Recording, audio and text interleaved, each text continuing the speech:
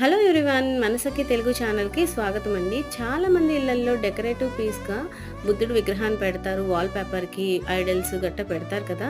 అలా నేను కూడా పెట్టుకునేదాన్ని. బుద్ధుడు విగ్రహం కోసం మొన్న ఒక విషయం చదివానండి, అది చాలా ఇంట్రెస్టింగ్గా అనిపించింది. నాలాగా తెలియని వాళ్ళ కోసం ఇది చెప్తున్నాను. తెలిసిన వాళ్ళకి ముందే తెలుసు కాబట్టి పెద్దగా కొత్తగా అనిపించదు.